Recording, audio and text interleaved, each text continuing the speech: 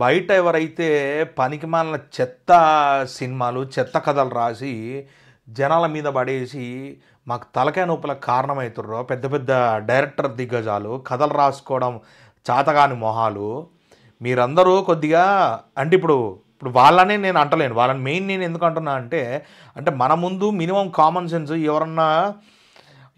ఎవరికైనా అపజయాలు లేకుండా వాళ్ళు ప్రతి సినిమా తీసేవన్నీ బ్లాక్ బాస్టర్ హిట్లు అవుతున్నప్పుడు కనీసం కొద్దిగా మినిమం కామన్ సెన్స్ మనం పెట్టాలి. అంటే ఏం ఫార్ములా వాడుతుండు మరి ఆయన అంత జనాలకు నచ్చేంత రేంజ్లో మరి ఆయన ఏం చేస్తాడు, మనం ఎందుకు చేయలేకపోతున్నాం అని మినిమం క్వశ్చనింగ్ కూడా మీరు చేసుకోలేరు. అవే రొట్ట కథలు, రొట్ట దరిద్రాలు తీసి మా బొందకు కొడతారు.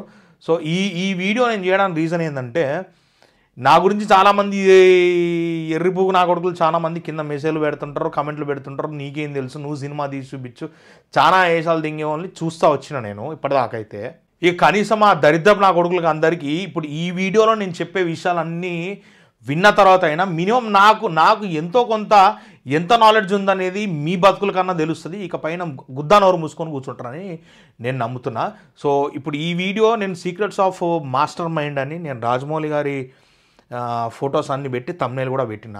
సో నేను ఎగ్జాక్ట్గా ఇప్పుడు రాజమౌళి గారు ఆయన సినిమాల్లో ఆయన వాడే ఫార్ములాస్, ఇప్పుడు ఫార్ములాస్ అంటే నేను ఏమంటున్నా అంటే ఇప్పుడు ఒక్కొక్కరికి ఇప్పుడు స్క్రీన్ ప్లే అని, రైటింగ్ కానీ, స్టోరీ రైటింగ్ కానీ, స్టోరీ టెల్లింగ్ కానీ ఇదే ఒక విధానంగా ఉండాలని కొన్ని బుక్స్ ఉన్నాయి. బట్ నేనేమంటానంటే మన కథని ఇలాగే చెప్పాలి అంటే దానికి కొన్ని రూల్స్ ఉన్నాయి. ఈ రూల్స్ మినహాయించి, ఈ రూల్స్ దాటి మన కథ అనేది చెప్తే జనాలకి ఎక్కదు, అది అట్టర్ ఫ్లాప్ అయిపోద్ది అని నేను నమ్మను.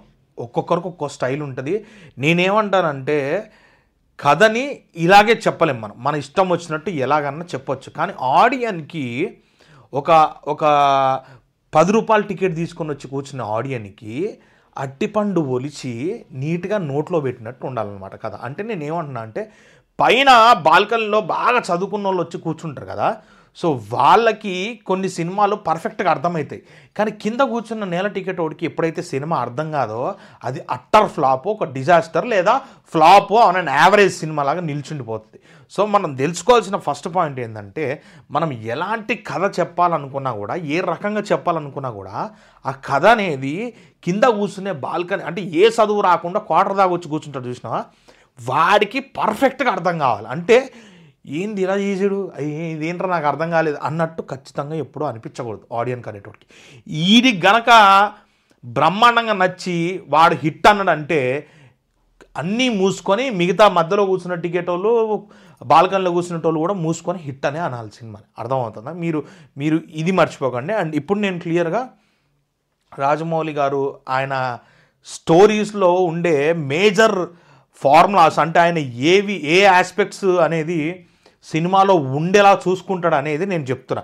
ఇది చెప్పి ఈ వీడియోలు చూసిన వాళ్ళు ఇప్పుడు కొత్తగా ఎవరైనా కథలు రాస్తూ ఉంటే మీరు కొంచెం దృష్టి పెట్టండి. ఇదే రాయమని నేను చెప్పట్లా, కానీ ఇలాంటి ఆస్పెక్ట్స్ ఉన్నప్పుడు సినిమాని ఆడియన్స్ ఎలా చూస్తున్నారు అనేది అర్థం చేసుకోండి అని చెప్తున్నా. సో ఈ ఫార్ములాస్ వాడినా ఎండ్ ఆఫ్ ది డే ఒక్కొక్క డైరెక్టర్కి ఒక్కొక్క ఫ్లేవర్ మారిపోతూ ఉంటుంది. పూరి గారు చేసినప్పుడు ఒక రకంగా అనిపిస్తుంది, త్రివిక్రమ్ గారు చేస్తే ఒక రకంగా అనిపిస్తుంది, మనకి ఫ్లేవర్ మారుతుంది. బట్ ఫార్ములా పాయింట్స్ అనేది పెట్టాల్సిన ఇన్సిడెంట్ ఆఫ్ సీన్స్ అనేది మీరు బుర్రలో పెట్టుకోండి, కొంచెం ఆలోచించండి ఈ విషయం గురించి కూడా అని చెప్తున్నా. సో నేను రాసుకున్నా అంటే నేను కన్ఫ్యూజ్ అవ్వకుండా మీకు క్లారిటీగా చెప్పాలి కాబట్టి. సో ఫస్ట్ మెయిన్ థింగ్ ఏంటంటే మన రాజమౌళి సార్ స్టోరీలో మెయిన్ పెట్టుకునేది ఏంటంటే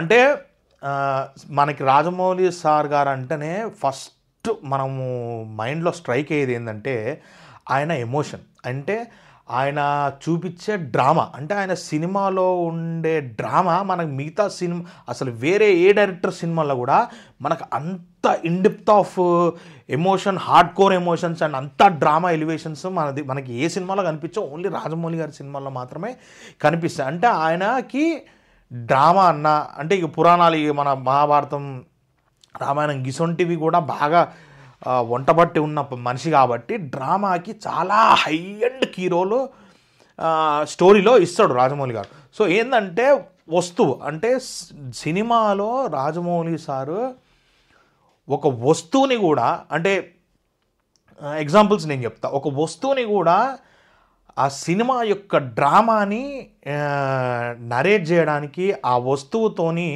ఒక ఎమోషనల్ బాండింగ్ అనేది క్రియేట్ చేస్తారు ఆడియన్స్కి మనకు తెలియకుండా. అది ఎట్లా అంటే ఎగ్జాంపుల్ చెప్పాలంటే ఇప్పుడు మనకి యమదొంగ సినిమా తీసుకుంటే మనకి యమదొంగలు ఏమైందంటే ఎన్టీఆర్ ఆ లాకెట్ ఏదైతే దేవుడు అనుగ్రహంతో దేవుడు దగ్గర నుంచి ఆ లాకెట్ తన మెడలో ఎట్లా తిరిగి ఆయన దగ్గరికి వస్తున్నా కూడా వద్దు వద్దని చెప్పి పడేస్తూ ఉంటాడు. కట్ చేసి ఏంటంటే చివరి ఆఖరికి యమపాశం వచ్చి ఆయన లైఫ్ తీసుకోబోతున్న టైంకి మళ్ళీ అదే లాకెట్ వచ్చి ఆయనను కాపాడుతుంది అనమాట.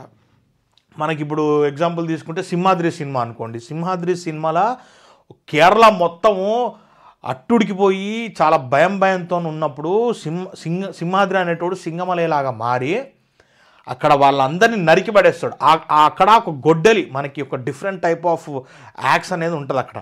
సో అది ఎట్లా అయిపోయిందంటే అదొక పరశురాముడి చేతిలో గొడ్డెల్లాగా అయిపోయింది. అంటే అదొక కోర్ ఎమోషన్. ఎందుకంటే మనకు అదే ఇంటర్వెల్ ఫైట్కి వచ్చేసరికి భూమిక పొడిచేస్తుంది కదా ఎన్టీఆర్ని. ఆ టైంకి సముద్రం మధ్యలో ఉండి సింగమలయ అన్న అని చెప్పి ఇట్లా కత్తి ఇసిరేస్తాడు.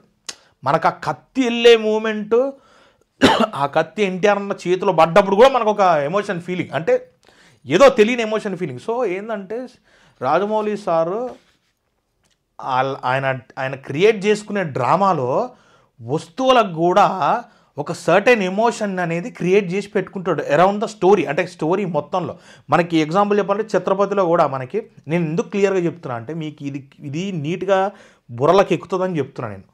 సో మనకి ఛత్రపతిలో కూడా ఆ చెంబు ఉంటుంది, ఆ చెంబు కూడా మన కాటరాజుని వేసేసే టైంకి ఇట్లా మట్టిలా లేపితే చెంబు దొరుకుతుంది, చెంబుతో తలకాయ వాళ్ళ కొడతారు.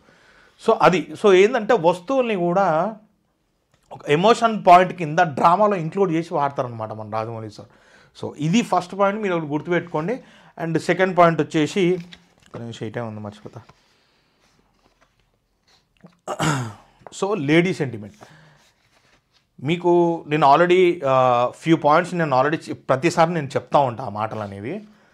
ఈరోజు పుష్ప 2 మరి గీ లెవెల్లా ఎందుకు కథ లేనప్పటికీ కూడా బ్రహ్మాండమైన కథ, పెద్ద అపోనెంట్ క్యారెక్టర్ లేకపోయినా కూడా, అంటే ఒక మాస్ ఒక డేంజరస్ విలన్ అపోనెంట్గా లేకపోయినా కూడా పుష్పని ఎందుకు 1200 కోట్లు వచ్చేలా మరి జనాలు ఆదరించారంటే చెప్తున్నా కదా, అవుట్ అండ్ అవుట్ ఫీమేల్ని ఒక ఎరగా అక్కడ వాడుతున్నాం కాబట్టి. అంటే బేసిక్గా నేను అదే చెప్తున్నా కదా, లేడీస్ సెంటిమెంట్ ఎక్కడైతే లేడీస్ సెంటిమెంట్ అనేది పీక్ లెవెల్లో పెడతామో, లేడీ సెంటిమెంట్ దగ్గర నుంచి ఒక యాక్షన్ డ్రామా ఎప్పుడైతే క్రియేట్ అవుద్దో సినిమాని బ్లాక్ బాస్టర్ హిట్ చేస్తారు జనాలు.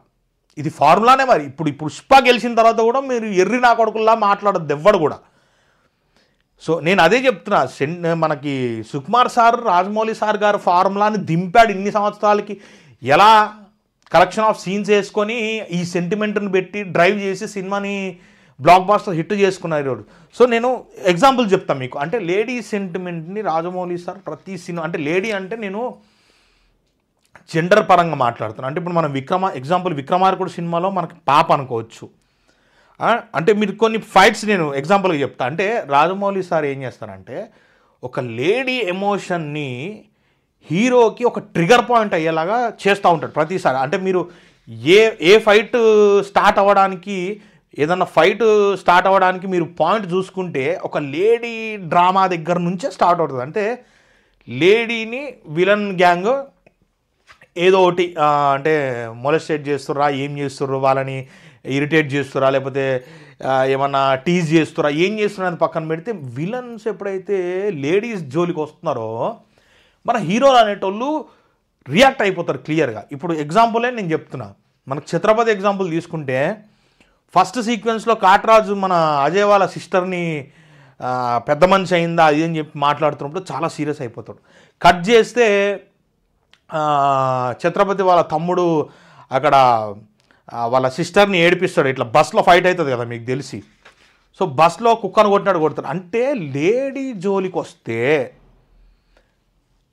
మన రాజమౌళి సార్ హీరో అనేవాడు ఖచ్చితంగా ఒక రేంజ్లో రియాక్ట్ అయిపోతాడు. ఇక గట్టిగా మాట్లాడితే ఇప్పుడు మనకి సింహాద్రి సినిమాలో ఇంటర్వెల్ బ్యాంక్ ఫైట్ ఏదైతే ఉందో అది నాజర్ గారి కూతుర్ని ఇట్లా బ్రాసేజ్ అడుగుతాడు సినిమాలో, మీరు గుర్తుండే కదా సింహాద్రి సినిమాలో. ఆ బ్రాసేజ్ అడిగిన తర్వాతనే ఆ రక్తపాతం అనేది ఉరికి చురికిచ్చి నరకడం అనేది జరుగుతుంది.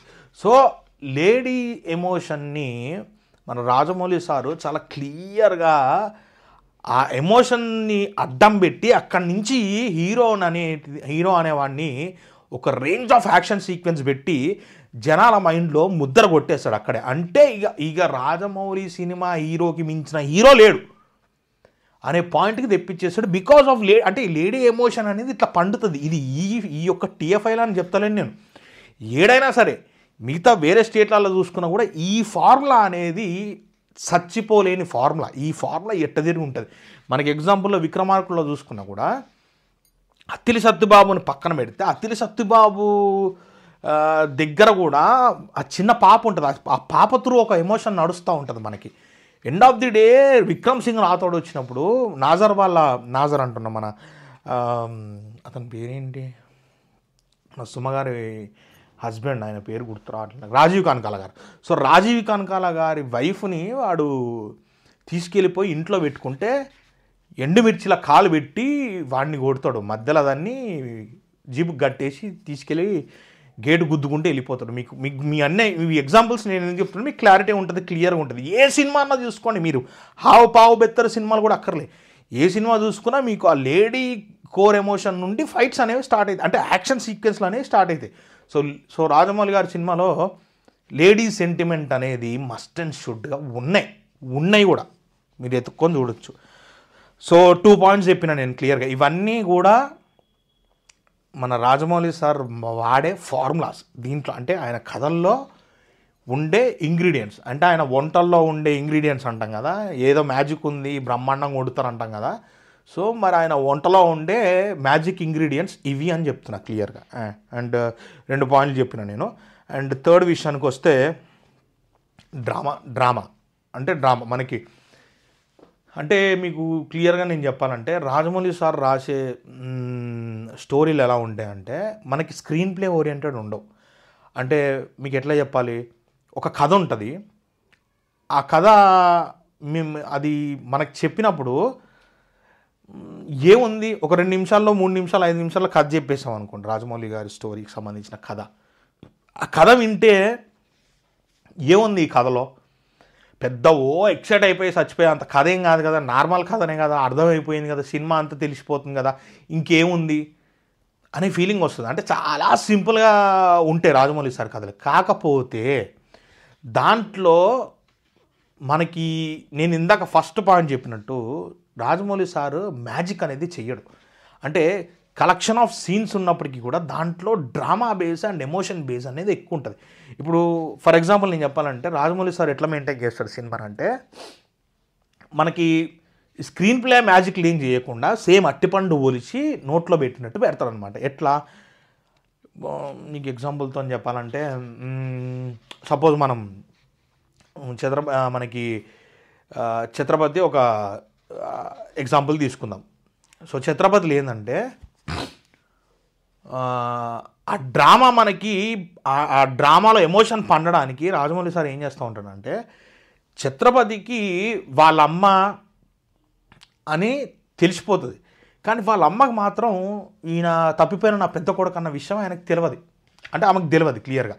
కానీ ఇక్కడ సీట్లో కూర్చున్న ఆడియన్కి మాత్రం క్లియర్గా చూపించేస్తాడు. అంటే బాహుబలిలో కూడా మన కట్టప్ప పోయి ప్రభాస్ని చంపేస్తున్నాను అన్నప్పుడు మనకు ముందే చెప్పేస్తాడు, ఆడియన్స్ అందరికీ ఓపెన్ టాప్లో చెప్పేస్తాడు, అయిపోయింది ఇప్పుడు కట్టప్ప పోయి ఎనీ మూమెంట్ మన ప్రభాస్ని లేపేస్తాడు, ఇప్పుడు ప్రభాస్ ఎట్లా సేవ్ అవుతాడు, ప్రభాస్ని నిజంగా పొడి చేస్తాడా, ఇంత డ్రామా నడుస్తుంటుంది. అంటే ఎప్పుడైతే మనకి ఇది జరగబోతుందని ముందే చెప్పేసి ఆ డ్రామాని ప్లే చేస్తున్నప్పుడు మనం 2 క్యారెక్టర్ల మధ్యన ఎమోషన్ని మనం ఫీల్ అవుతాం. మనం ఇప్పుడు నేను అదే అంటున్నా, మనం ఎమోషనల్లీ ఫీల్ అయ్యి కనెక్ట్ కానప్పుడు లవడలో సినిమా ఉంటాయి ఏంటి పోతే ఏంటి అనే ఫీలింగ్ ఉంటాం. కంగువా విషయంలో కూడా ఇదే దరిద్రం జరిగింది. ఆ పులవా అనే పిచ్చిలాంజోడుకు వస్తాడు, ఆ పిచ్చిలాంజోడుకుతోని సినిమా ఏందో నా లవడ నాకు అర్థం కాదు.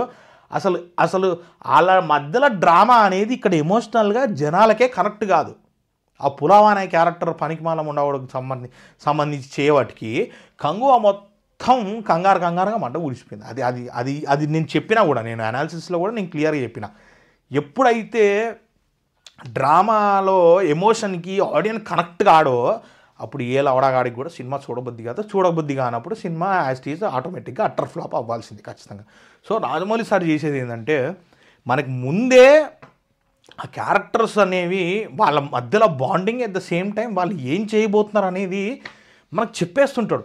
కాకపోతే సినిమాలో ఉన్న మెయిన్ క్యారెక్టర్స్కి ఆ విషయం తెలీదు అనేది మనకి ఎక్సైట్మెంట్ తీసుకొస్తుంటుంది. అంటే వాళ్ళు ఏం చేయబోతున్నారు అనేది మనకి ఎమోషన్గా కనెక్ట్ అయిపోతుంది అనమాట. సో ఇది కూడా ఒక ఫార్ములా రాజమౌళి సార్ మెయింటైన్ చేసే సినిమాలో. అండ్ మూడు విషయాలు అయిపోయింది కదా. అండ్ ఎగ్జాంపుల్ కూడా నేను చెప్పిన క్లియర్గా. సో ఇది మొత్తం 3 పాయింట్లు అయిపోయినాయి కదా. ఇప్పుడు 4వ పాయింట్ వచ్చేసి universal concept type of bonding story. అంటే ఇప్పుడు దాన్ని ఎట్లా అంటాం అంటే మనము, అంటే ఇక యూనివర్సల్ కాన్సెప్ట్ మనకి ఇక ప్రపంచం మొత్తం ఈ సినిమాని తిప్పినా కూడా వాళ్ళు కూడా ఆదరించే రకమైన ఒక ఎమోషనల్ బాండ్ అనమాట. ఇప్పుడు కరెక్ట్ చెప్పాలంటే ఇప్పుడు మూడు పెళ్ళాలు ఇవన్నీ ఇంకా ఎమోషనల్, అంటే ఏ ఒక్క సెగ్మెంట్ చూసుకున్నా కూడా ఎమోషనల్ బాండే ఉంటుంది క్లియర్గా. మనం ఇప్పుడు ఎగ్జాంపుల్ తీసుకోవాలంటే ఇప్పుడు విక్రమార్కుడు మనం ఎగ్జాంపుల్ తీసుకుంటే ఒక అనాథ పాప తను ఎక్కడి నుంచి వచ్చిందో తెలియదు, ఇక్కడ అతిలి సత్యబాబు దగ్గర స్ట్రక్ అయిపోతుంది. అతిలి సత్యబాబు పెళ్ళి కాకపోయినా తనే నాన్న అని పిలుస్తూ ఉంటుంది. సో కట్ చేసి అసలు ఈ పాప ఎవరు ఏంటిది అసలు ఎవరికి రిలేట్ అయ్యింది కట్ చేస్తే మనకి విక్రమ్ సింగ్ రాథోడ్ కూతురు అని తెలుస్తుంది. అసలు ఇప్పుడు పాప మరి విక్రమ్ సింగ్ రాథోడ్ వీళ్ళ డాడీ కాదని తెలిస్తే ఏంటి పరిస్థితి మీకు అర్థమవుతుందా? అంటే అది యూనివర్సల్ కోర్ ఎమోషన్. అంటే పాపని మనం ఇప్పుడు పాప కూడా మీరు ఇక్కడ కూడా లేడీ సెంటిమెంటే వస్తుంది. ఎందుకంటే అబ్బాయి అయితే మరి అంత వాల్యూ మనం అంత ఎమోషనల్గా మనం చూస్తాం లేదో కూడా తెలియదు. అబ్బాయి అయితే అంటే ఉంటుంది ఒక ఫీలింగ్, ఏముందరా మగోడు ఎట్లా పడితే అట్లా బతుకుతాడు రోడ్డు మీద పడి. సో అక్కడ కూడా అమ్మాయిని చిన్నపిల్లని పాపను పెట్టడమే జరిగింది ఈ యూనివర్సల్ ఎమోషన్గా కనెక్ట్ అవ్వడానికి కూడా. మరి విక్రమార్కుడు ఒక ఎగ్జాంపుల్. ఇప్పుడు ఎగ్జాంపుల్ ఈగ సినిమా మనం తీసుకుంటే దాంట్లో ఏంటంటే మనకి కిచ్చా సుదీప్ అనేటోడు complete big shot candidate, full పైసలు ఉన్నాడు. మన నాని చూసుకుంటేనేమో ఏదో పవర్టీ లైన్లో కొద్దిగా దిగువగా బతుకుతూ ఉంటాడు. సో బేసిక్గా లో and poor and rich versus కూడా నడుస్తుంది. ఇది కూడా మనకి ఒక యూనివర్సల్ ప్రాపర్ లైనే.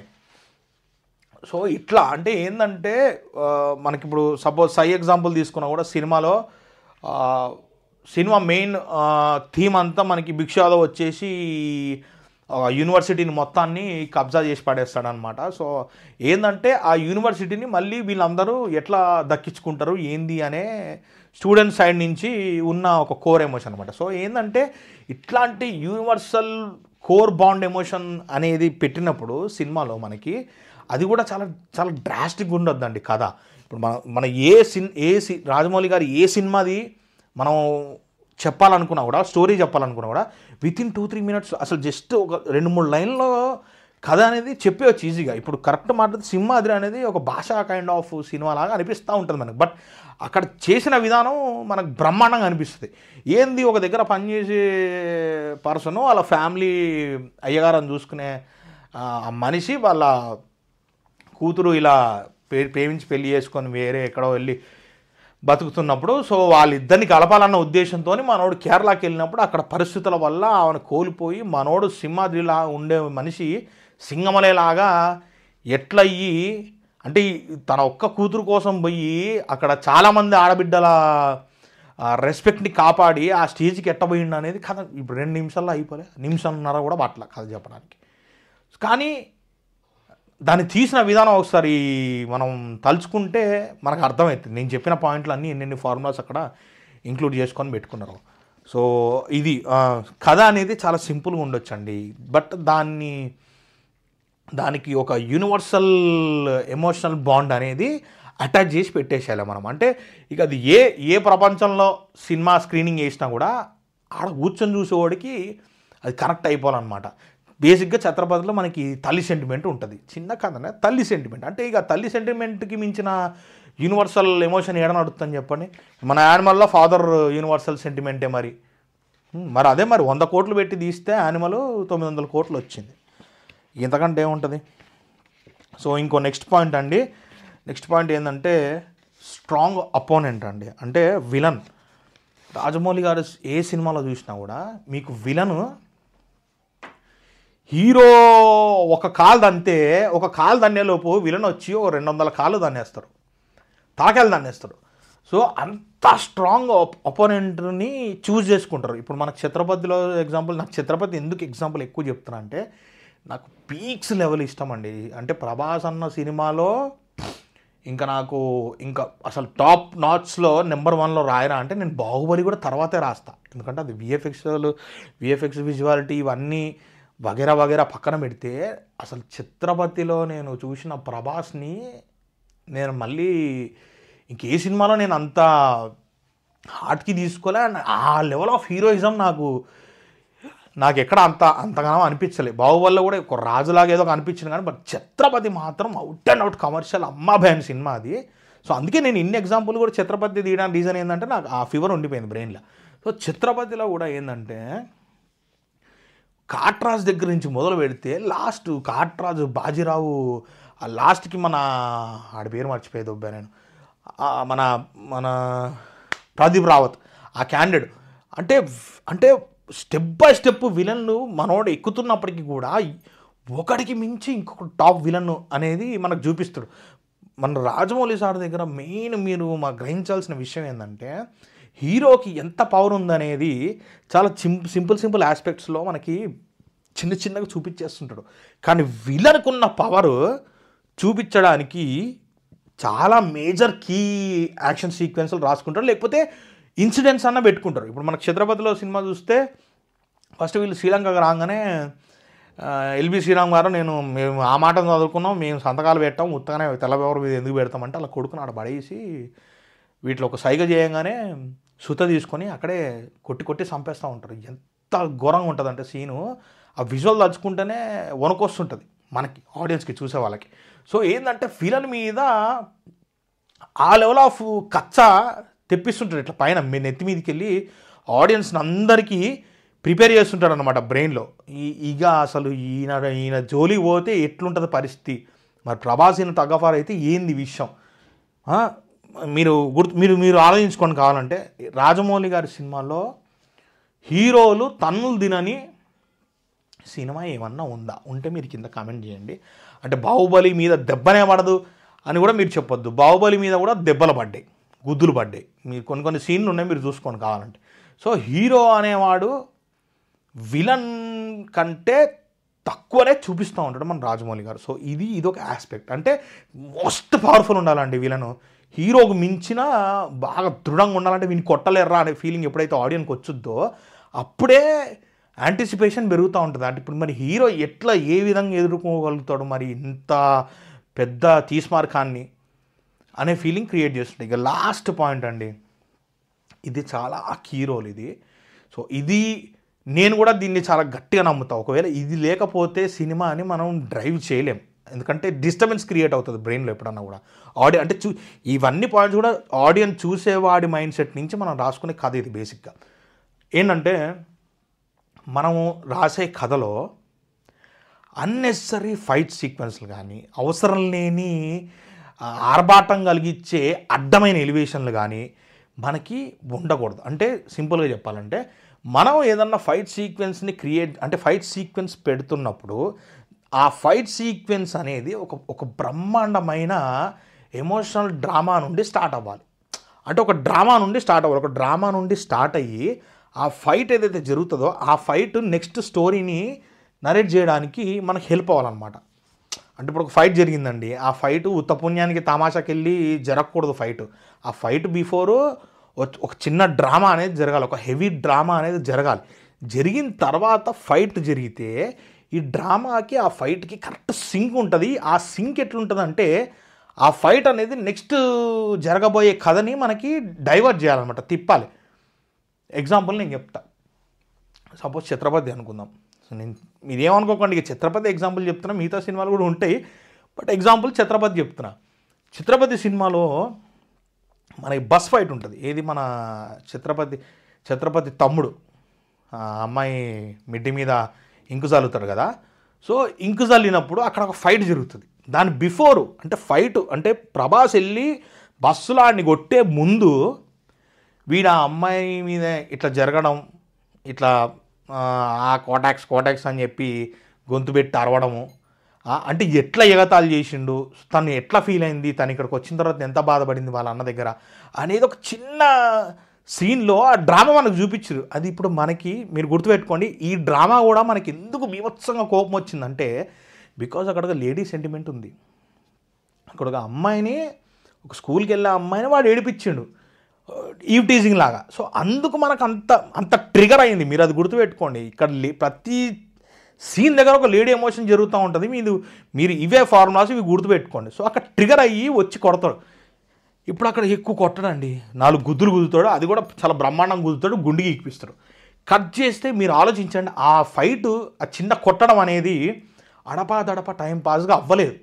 ఆ సీన్లోనే ఎప్పుడైతే గుండు కొట్టిస్తుంటాడో కట్ చేస్తే అక్కడి నుంచి అసలు డ్రామా స్టార్ట్ అవుతుంది. అసలు కథ అనేది రూట్ తీసుకుంటుంది. ఏంటి, ఆ ఫోటో పోగొట్టుకోవడం ప్రభాసు, కట్ చేస్తే నీ అమ్మ కాదురా, నా అమ్మరా, నా ఒక్కడికే అమ్మరా వసగొల్ల అని చెప్పి గుండు గీసేటప్పుడు చేతిలో ఫోటో పట్టుకొని ఉంటాడు.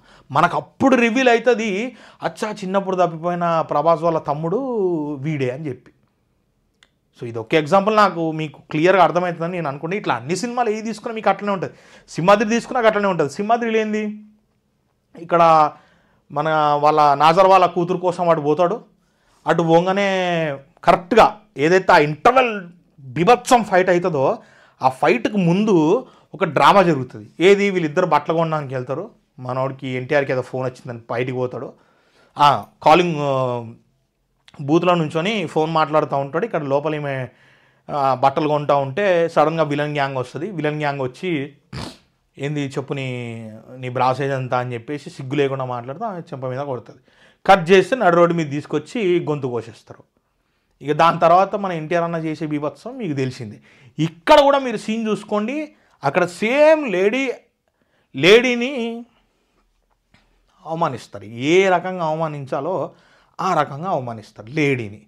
ఇక్కడ కూడా మీకు లేడీ సెంటిమెంటే కనపడుతుంది. అక్కడి నుంచి ఇంటర్వెల్ ఫైట్ అయిన తర్వాత ఆల్ ఆఫ్ ఏ సడన్ ఏమవుతాడు మన ఎన్టీఆర్ అంటే సింగమలై అన్న అవుతాడు. అంటే ఆ ఫైట్ దగ్గర నుంచే స్టోరీ అనేది ఇంకో వేరే లెవెల్కి వెళ్ళిపోతుంది. దీనికన్నా బిఫోరే మనకి ఈ ఫైట్ కూడా ఉంటుంది. ఏది, మనకి నాజర్ అన్నని మన నాజర్ సార్ని రవిబాబు ఎక్కిరిస్తాడు ఇక్కడ గొల్ఫాడ దగ్గర. అక్కడ ఫైట్ చేసినప్పుడు కూడా ఇతని రిపోర్ట్స్ అన్నీ, రవిబాబు రిపోర్ట్స్ అన్నీ చూసి అలా డాక్టర్ షాక్ అవుతూ ఉంటాడు. సో ఆ ఫైట్ కూడా ఏం తమాషాకు పెట్టలే. అక్కడి నుంచి కూడా స్టోరీ అనేది రన్ అవుతూ ఉంటుంది. సో ఇవి అవుట్ అండ్ అవుట్ ఇంకా చాలా ఉన్నాయి, ఎతికి ఏరుతూ ఉంటే ఇంకా బొచ్చడు వస్తే. బట్ ఆల్మోస్ట్ ఇవి మెయిన్ కీ పాయింట్స్ అండి. ఇక ఇట్లాంటి ఐటమ్ సాంగ్లు కూడా చాలా వరకు వాంటెడ్ అంటే ఖచ్చితంగా ఇరికిస్తారు రాజమౌళి గారు. మీరు అది కూడా గుర్తుపెట్టుకోండి. అది ఏంటంటే ఆడియన్స్కి అంటే డిస్ట్రిబ్యూటర్ లెవెల్ ఆఫ్ క్యాల్కులేషన్ల లెక్కల అవి వేసుకుని పెడతారనమాట. సో ఈ కీ పాయింట్స్ అనేవి మనం ఎలాంటి కథ రాసుకున్నా కూడా దాంట్లో మనం విమర్చగలిగితే ఆ సినిమాని ఎవడు కొట్టలేడు. ఖచ్చితంగా నేను చెప్తాను. టీఎఫ్ఐని అయితే ఎవరు టచ్ కూడా చేయలేడు బై. ఇదే నేను చెప్తున్నా. సో ఆల్మోస్ట్ వేరే లెవెల్కి వెళ్ళిపోతాయి సినిమాలన్నీ. మీరు ఈ పాయింట్లు అనేది ఖచ్చితంగా బుర్రలో పెట్టుకోండి. ఇప్పుడు కథలు రాసే వాళ్ళు కూడా కొద్దిగా ఈ నెత్తల కోపుట్ సెన్స్ పెట్టుకొని మీరు కొద్దిగా ఆలోచించి గిట్లా రాస్తే బాగుంటాయి కథలు అనేది మీరు కొద్దిగా ఆలోచిస్తే మంచిగా ఉంటుంది. సో నేను చేసిన అనాలిసిస్ అండ్ నేను కొన్ని ఫాలో అయ్యే థీమ్స్ కూడా ఇలాగే ఉంటాయి. సో అందుకని చెప్తున్నా. సో ఇప్పుడు అప్కమింగ్ రైటర్స్ ఉన్నా కూడా, ఆల్రెడీ మీరు తీసుకొస్తున్న డైరెక్టర్లు అయినా కూడా కొంచెం మీరు దృష్టి పెట్టి చేస్తే బాగుంటుందని నా ఉద్దేశం. ఇప్పుడు ఎండ్ ఆఫ్ ది డే ఇంత చెప్పిన తర్వాత మీరు ఒకసారి ఆలోచించండి. పుష్ప 2 సినిమాలో మరి మనకు అక్కడ జరిగిన రెండు వండర్ఫుల్ సీన్లు కూడా కంప్లీట్గా లేడీ ఓరియంటెడే జరిగినాయి కదా. మీరు ఒకసారి ఆలోచించండి. ఇప్పుడు జాతర సీక్వెన్స్ ఏదైతే మొదలైందో ఆ జాతర సీక్వెన్స్లో మన పుష్పరాజు కోరుకున్న కోరిక ఒక లేడీ సెంటిమెంట్ మీద ఉంటుంది. అవునా కాదా? మీరు చెప్పండి. లేడీ సెంటిమెంట్ అంటే ఏంటి? అసలు మొగోడు పుట్టాల్సిన అవసరం లేదు, కనీసం మొగోడు పుడితే నేను వాడికి ఇంటి పేరు కూడా ఇవ్వలేని పరిస్థితి దౌర్భాగ్యంలో ఉన్నా, సో నాకు ఆడబిడ్డ పుడితే ఈ ఆడబిడ్డకి ఇంటి పేరు ఇవ్వాల్సిన అవసరం లేదు, నేను ఇచ్చేస్తా అని చెప్పి వాడు అంటే ఆడబిడ్డ కావాలి అని మనస్ఫూర్తిగా కోరుకొని అమ్మవారి వేషం వేసినాడు. మరి అల్లు అర్జున్ ఆడ లేడీ ఎమోషనా? జాతరలు ఎందుకు చితకబారుతాడరా అంటే మరి చిన్న ఆయన కూతుర్ని వాళ్ళు ఇది చేసినారు, ఓవర్ యాక్షన్ చేసినారు, ఊరకొక్కను కొట్టినాడు సెంటిమెంట్. మళ్ళీ ఇప్పుడు ఇంటి పేరు లేదని ఎవరు నేర్పిస్తున్నారు? వాళ్ళ అమ్మని నేర్పిస్తున్నారు. మరి ఇంటి పేరు లేదా నీకు ఇంటి పేరు ఇచ్చేదిలే అని చెప్పి ఎవరు నేర్పిస్తున్నారు? పుష్పరాజు వాళ్ళ అమ్మని నేర్పిస్తున్నారు లేడీని. అవునా కాదా? ఇప్పుడు మీరు క్లైమాక్స్ రపారపా ఫైట్లో ఏం జరిగిందని ఫైట్ అయింది? ఆ డ్రామాకి ముందు, ఆ ఫైట్కి ముందు ఏమైనా డ్రామా జరిగిందా? మీరు చెప్పండి, మీరు ఆలోచించి. మరి ఇంత సామాను ఇంత థియరీ చెప్పిన తర్వాత ఇన్ని ప్లస్ పాయింట్లు కథలో రాజమౌళి సార్ పెట్టే పాయింట్లన్నీ చెప్పిన తర్వాత ఇప్పుడు మీకు అనిపించేది చెప్పండి. మరి ఇదంతా వినిన తర్వాత మీరు జడ్జ్ చేయండి. కింద కామెంట్లు దిగడం కాదు, పనికి మళ్ళీ ఉండకూడలారా. మీరు బుద్ధలు దమ్ముంటే బుర్ర పెట్టి ఆలోచించి మాట్లాడరు. ఇప్పుడు నేను చెప్పిన విషయాలన్నీ బుర్రలో పెట్టుకోరు ఫస్ట్. సో ఇప్పుడు మరి రపరప ఫైట్ కూడా అక్కడి నుంచే డ్రాగ్ అయింది కదా. ఆడ పోయిన తర్వాత ఆల్మోస్ట్ మరి ఆ అమ్మాయిని ఇక్కడ దాకా లాగేస్తాడు మొత్తం వాడు విలన్ గాడు. అప్పుడు లేచి కదా సింహం లెక్క మొత్తం మెడలు కొరికేస్తాడు ఒక్కొక్కటిది. విజులు కొట్టి బ్లాక్ బాస్టర్ చేసినాం మనము. గుర్తుపెట్టుకోండి. అంటే అన్న ఇది కాదు పంచాయతీ, మ్యాటర్ ఏం చేశారో క్లియర్ కనపడుతుంది. సో అది దోస్తులు, ఇక నేను ఇది చాలా రోజులు ఎప్పుడో పెడదాం అనుకున్నా, కానీ మనీ అసలు ఎవరు నాకు వ్యూవర్షిప్ బ్రహ్మాండంగా ఉంటే నేను ఇంకా చాలా విషయాలు బయట చెప్పి నేను తయారు చేయగలుగుతా. రైటర్లు అందరూ నేను చెప్తున్నా, నేను డైరెక్టర్ని నేను తయారు చేయగలుగుతా. అసలు టీఎఫ్ఐలో ఎంత దరిద్రపు ఇష్యూలు జరుగుతున్నాయో చాలా ఉన్నాయి. ప్రొడ్యూసర్ నష్టాలు జరుగుతున్నాయి.